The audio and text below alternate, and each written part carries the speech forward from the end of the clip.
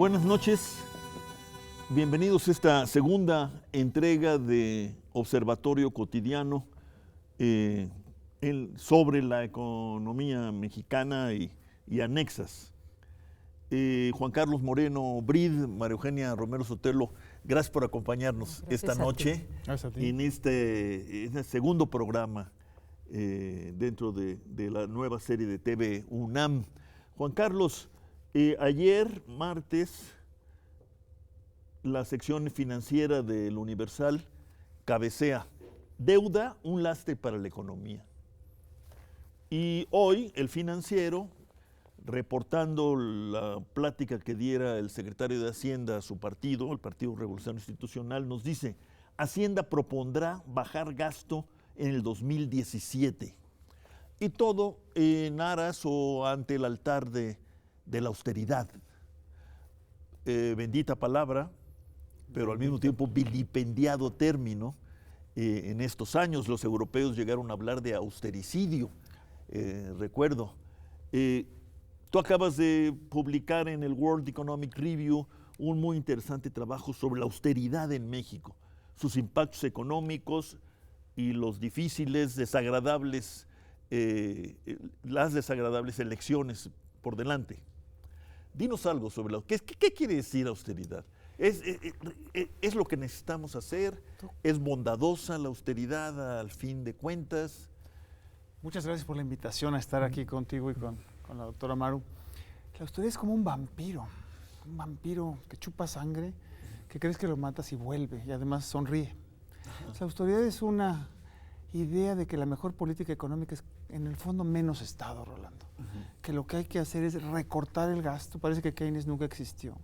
Parece que la recesión, mientras más recortes el gasto y más subas los impuestos, eso es lo que nos va a sacar adelante. Pero tú al mismo tiempo, tú y tus colegas, Noel Pérez Benítez y Héctor Villarreal, reportan con mucha crudeza que sí ha aumentado el peso de la deuda. Sí. Y que eso afecta, pues, la estabilidad de las finanzas públicas tal y como están. Si estuvieran mejor o de otra manera, a lo mejor no ocurriría. O sea, yo entendí del trabajo de ustedes que hay una racionalidad en el planteamiento del secretario Videgaray y de todo el coro que crecientemente lo acompaña, ¿no? Porque estamos, de que hay apoyo hay apoyo, claro. Ajá. Pero uno diría, la deuda como tal que crezca, entonces es mejor que no haya tarjetas de crédito, que no haya banco, que no se preste dinero. Uno diría, la deuda crece, pero ¿para qué crece? Como dice en el trabajo que amablemente citas, el gran problema es si crece la deuda como proporción del PIB. En este país, a la vez que ha crecido la deuda pública, como tú bien lo planteas, la inversión pública ha caído en términos reales por 6 años consecutivos. Estamos al nivel como proporción del PIB de hace 50 años. ¿Y entonces por qué nos endeudamos tanto? Porque gran se ha aumentado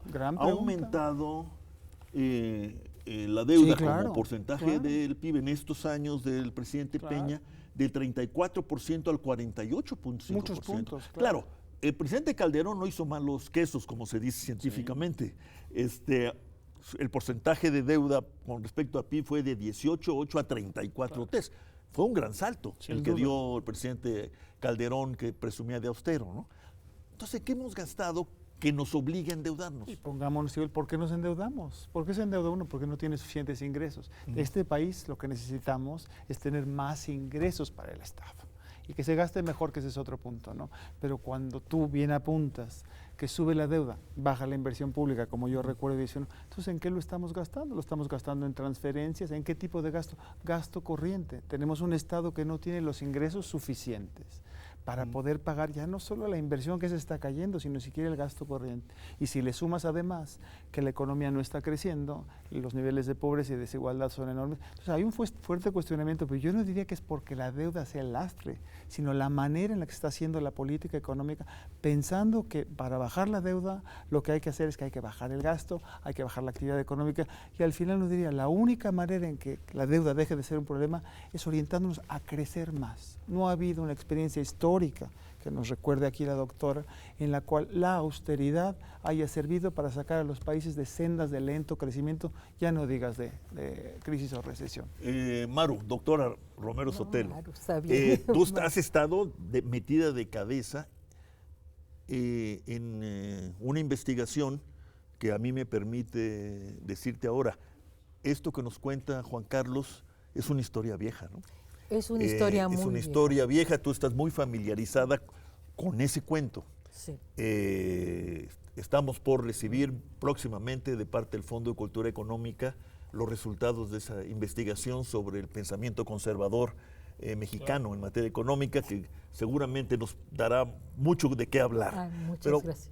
Es una historia vieja, pero es recurrente, o sea, no muere, es como los vampiros, según versión sin duda científica del doctor Moreno Brid. Pues sí, es una historia vieja porque la sostiene un grupo económico, político, que tiene sus propios intereses y que seguramente la política de la austeridad debe tener algún reporte para ellos, ¿no? Eso es lo que yo pienso. Pero es una política que ha estado en tensión con un planteamiento distinto en toda la historia del siglo XX, al menos que yo conozco en México, que es un planteamiento donde, al contrario, una política expansiva de incremento del gasto público aplicado a un proceso con una inversión en la producción, en infraestructura, en la industrialización, etcétera, es una política que permitía un crecimiento económico. Pero está la otra parte, que es la que se sostiene, me parece ahora, se sostiene por parte del gobierno, en algún sentido, donde, que viene desde entonces, podríamos reportarlas desde los años 30, donde plantea que esta política... ¿El presidente Cárdenas era conservador fiscal? No, el presidente Cárdenas era un hombre que creía en que el gasto público, el incremento del gasto público podría ser virtuoso, o sea que era una política virtuosa porque lo que permitía era el desarrollar, el crecer la economía, desarrollar el empleo y con esto, que era su preocupación central, la distribución del ingreso a través del empleo, ¿no? ¿Y eso no le gustó a este grupo que tú llamas que el grupo de conservador económico? El grupo conservador económico no le gustó y él tenía en su gabinete digamos, al líder intelectual de este grupo, que era Montes de Oca, que era el director general del Banco de México. Y entonces se da en 1937 la primer gran polémica entre el secretario de Hacienda del general Cárdenas, el licenciado Eduardo Suárez, y Montes de Oca y su asesor fundamental, que era Palacio Macedo, ¿no?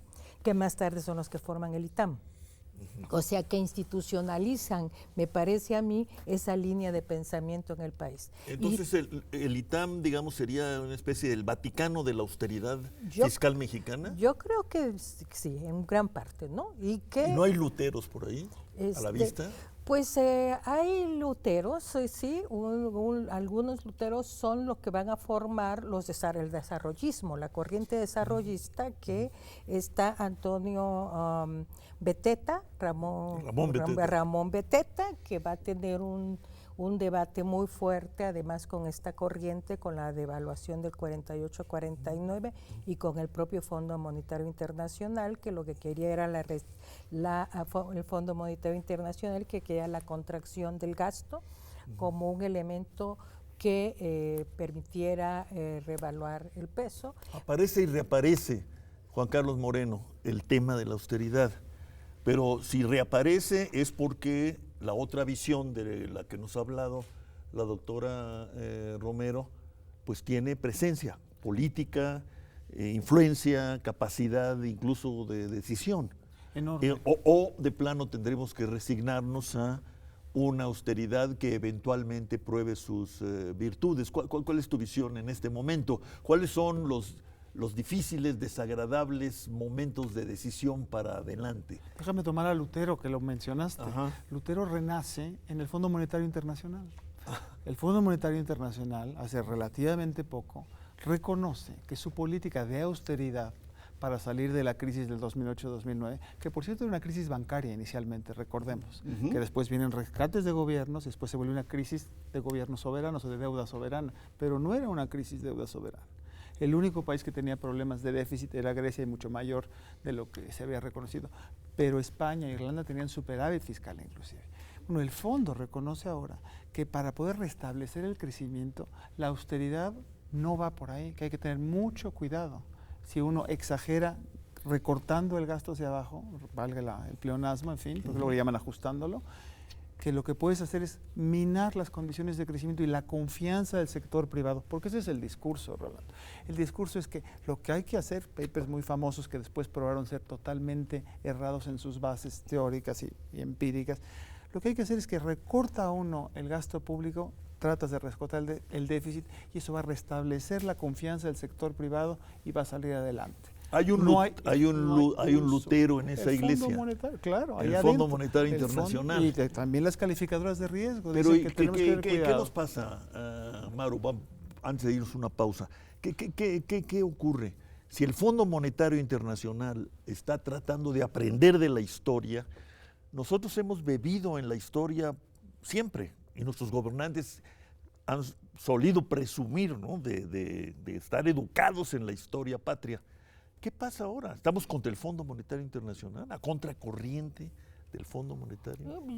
Yo insisto, yo creo que, bueno, pues sabemos es un problema político, pero sobre todo hay un grupo que tiene intereses claros con esa política, ¿no? A mi manera de ver. Por ejemplo, el fantasma de las, digamos, las perversiones del incremento de un gasto público es porque consideraron que los elementos era una causa del incremento general de precios, al menos en los años 50, los años 40 y los años 50. Pero dentro del fondo estaba un planteamiento central con lo cual inició Juan Carlos, que es el problema del Estado y la intervención del Estado en la economía. Entonces ellos consideran que ciertos elementos importantes a la no austeridad está presente el Estado. Y yo creo que ahí hay un punto central que ellos están, digamos, de alguna manera buscando que esta institución no tenga presencia en el proceso económico. Vamos a una pausa y continuamos.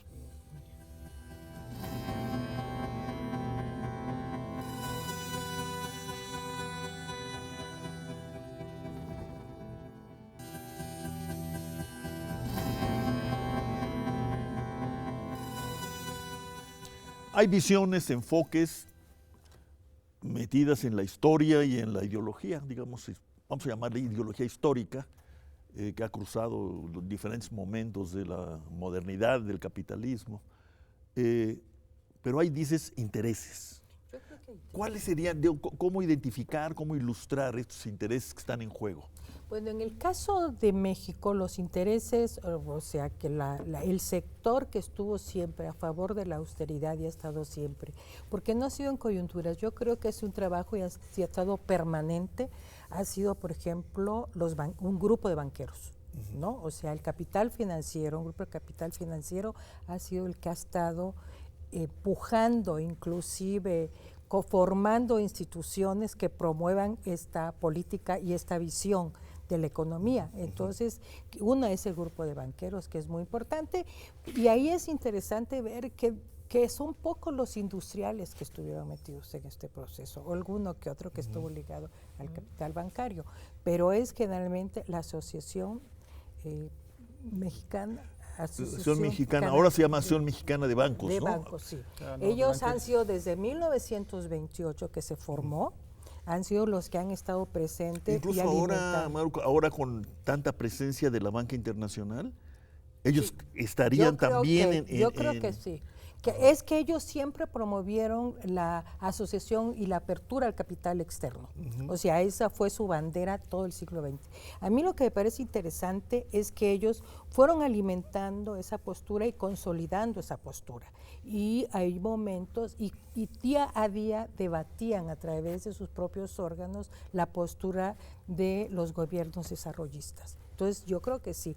Y para mí, fundamentalmente, es el capital financiero y el sector. Juan Carlos, estamos hablando de intereses en juego, ya no solo de enfoques doctrinarios o teóricos. Pero parece que camina sola, ¿no?, la tesis actual sobre la austeridad. Oyéndolos, digo yo, bueno, ¿y dónde está lo nuevo? ¿Qué nos descubrieron el secretario Videgaray y sus sabios, sus investigadores, sus asesores? No mucho, ¿no? El tema es que estamos muy endeudados y nos vamos a endeudar más y esto, como dice la universidad, es un lastre. Pero frente a eso no hay, bueno, yo estoy escuchándolos, sí hay otras voces, pero ¿dónde estarían otros intereses? María Eugenia mencionó a los industriales. ¿Estarían hoy los industriales interesados en, si no en un viraje, sí en una especie de campechana, de una política mixta? Mira, yo creo que a los industriales en particular les importaría más el crecimiento económico, y lo que tiene de grave esta tesis es que creer que porque bajes la deuda ya se va a restablecer la confianza, no, la evidencia no lo dice eso. Pero si sigues insistiendo en el mensaje, entonces se vuelve un mensaje, una profecía autoconstruida. ¿Qué es eso de la confianza hoy? Porque yo vi en tu trabajo unas gráficas que me muestran que en paralelo, estoy exagerando, que la inversión pública se reduce a su mínima expresión histórica, como lo dices, la inversión privada crece. Y se supone que uno de los factores de la inversión privada es la confianza, ¿no? Pero si crece la inversión privada, ¿dónde está la desconfianza? La desconfianza está mucho en el discurso, la desconfianza está en el que se dice que un déficit tan grande puede ser impagable después. Entonces la desconfianza, y ahí a los sectores que pueden beneficiar este tipo de política son dos.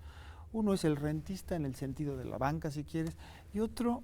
O sea, los inversionistas financieros. Exactamente, la banca. Que son, por cierto, los que se han beneficiado de la crisis para acá. ¿A quién ha ido el repunte en los países en general? No ha sido a los pobres, el empleo para nada, ¿no? Pero también recordemos al secretario que tú mencionas, él dijo que no se van a subir los impuestos.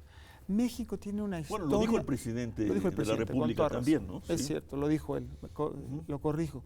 Pero México tiene una historia muy grave de espanto con el déficit fiscal, que es cierto, 81, 82, por causas que podemos analizar en otra ocasión, el déficit fiscal llegó al 14%, más o menos del PIB. Pero la corrección que se hizo fue con el recorte. No se actuó por los dos lados de la pinza, uno podría haber dicho. ¿Cuál es el otro lado de la pinza? La reforma fiscal, Rolando. Los impuestos. Los impuestos. ¿No será que la coalición que manda, encabezada o no por los banqueros, lo que no quiere es que se toque el tema de impuestos? Eso es lo que pienso, y sin duda. Yo me iría por ahí. Claro, pero ahí va mucha gente atrás, ¿no? Intelectuales, analistas, no empresarios, profesores, que dicen, no, pues ¿cómo que más impuestos? Eso quiere decir que se van a robar más. Estoy vulgarizando, no, claro pero desafortunadamente circula entre nosotros, ¿no? Como oposición inicial, primera barrera a cualquier tema fiscal de reforma se lo van a robar. Mira, por un lado está ese discurso, pero uno se ve las cifras y dice, oye, si la inversión pública está cayendo y quieren subir los impuestos, ¿en qué se está gastando el dinero? Entonces, lo que uno debería de pensar o proclamar o abrogar es una reforma hacendaria total, una reforma por el lado del gasto y por el lado del ingreso, pero pensar que vamos a salir de esta senda de crecimiento que andamos hoy muy cercano al 2%, si acaso podríamos 30 años. Y nos están diciendo que a lo mejor queda por abajo este año, ¿no? Exactamente. Por abajo del 2%, es decir, prácticamente no crecimiento per cápita. Y pues no hay manera, si seguimos recortando la inversión pública, que crezcamos más. Eso, lo que tú decías de este acompañamiento que hay entre la inversión pública y la privada, tiempo atrás se decía que no, que lo que había que hacer era recortar la inversión pública en lo que decía Maru, que el Estado se meta lo menos posible. Eso se ha visto que no nos lleva a nada. O sea, el mercado hace muchas cosas, pero impulsar una senda de crecimiento elevado para una economía como la nuestra, necesitamos un Estado con una visión de desarrollo. Ese Estado tiene que tener más recursos y una visión mucho mejor de gasto, porque en lo que tienen razón algunos de los críticos de esta política es que si hay deuda elevada, se está subiendo la deuda y cae la inversión, ¿en qué se está gastando? En ese sentido, es lo único que yo diría que sí hay que poner la lupa en qué se está gastando. Pero ya decir que hay que gastar menos, no. ¿Cómo le pondríamos pies de página a esta historia larga en favor de la austeridad? Sí, porque la austeridad per se pues no es mala, al contrario, ¿no? Un país, sobre todo con tantas carencias y necesidades, requiere un tratamiento austero de los asuntos públicos. A su manera nos lo dijo desde el presidente Juárez, ¿no? La sana medianía.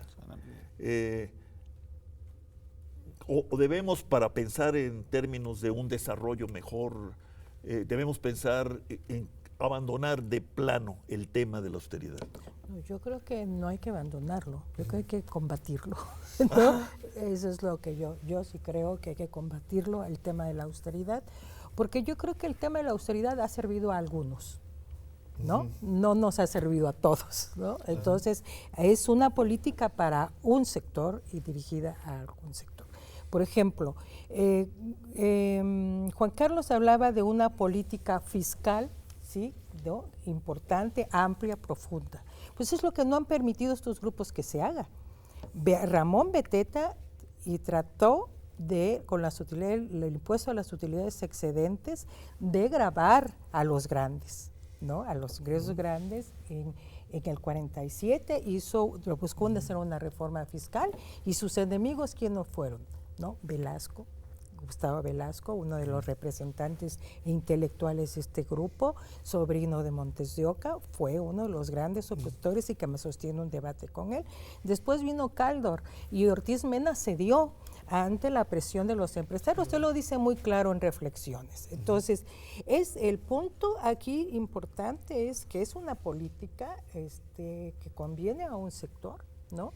Entonces, y los otros, a la política que a la población, me parece, nos conviene, es una política desarrollista donde la austeridad le bajen, ¿no? Y eso significa incrementar el gasto público y la inversión pública, financiada por la inversión pública, para poder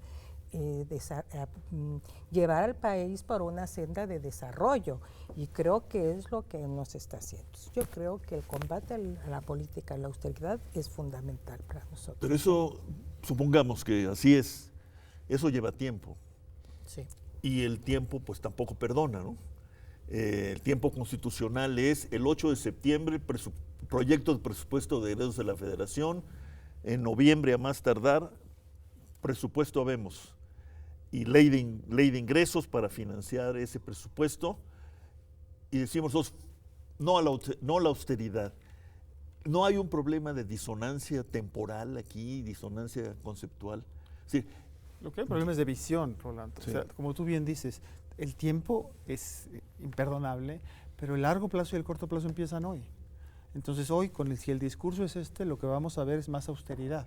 Segura. Estoy en el sentido de recortar, porque hay una palabra que yo creo que habría que no confundir. Uno es estar en contra de la austeridad, entendida como lo que hay que hacer es recortar el gasto, retirar al Estado de la esfera económica, etc. Esto es la prudencia. Uno cuando dice que estamos en contra de la austeridad, no queremos decir que lo que hay que hacer es gastar a lo loco y el déficit se puede elevar al máximo. Lo que quiere decir es que se necesita más gasto, se necesita más ingreso. Y entonces una política que parta al revés, no decir cuánto tenemos y a ver qué le hacemos con lo que tenemos, porque las necesidades de educación que ustedes conocen muy bien de este país van al alza. No se hable de las necesidades de gente a la edad a la que estamos entrando, de la seguridad social. Hay que decidir entre los niños y los viejitos. ¿A quién se va a desproteger? Con los ingresos actuales, ya no hablemos de ciencia y desarrollo y toda la historia. Nada más la pura necesidad social, con los recursos que tenemos hoy. México se enfrenta a un dilema brutal que no sé cómo le va a hacer el Ejecutivo el 8 de septiembre, el Legislativo. Maru, estamos terminando. Ayúdanos a concluir para despedirnos. Yo lo que veo, Rolando, pensando y sobre todo en la experiencia de la historia, que realmente necesitamos una posición del gobierno y de un Estado y unos representantes más fuerte y más comprometida con la población. A Beteta, el Fondo Monetario Internacional le pidieron que disminuyera el gasto público al país para poder apoyar el proceso de devaluación que existía. Y ellos dijeron que no, que si se disminuía el gasto público, se paraba todo el proceso de industrialización del país. Entonces estaban pensando en los intereses nacionales, y yo creo que eso es lo que necesitamos. Tenemos que ser, decía alguna vez David Ibarra, ¿no?, ser heterodoxos en cuanto a las recetas internacionales y ortodoxos en cuanto a los intereses nacionales. Vamos a seguir explorando esta ruta para ver si se puede o no recuperar y sobre todo actualizar. María Eugenia Romero Sotelo, Juan Carlos Moreno Brid, muchas gracias. Gracias a ti, Rolando, gracias por invitarnos. Buenas noches. Buenas noches.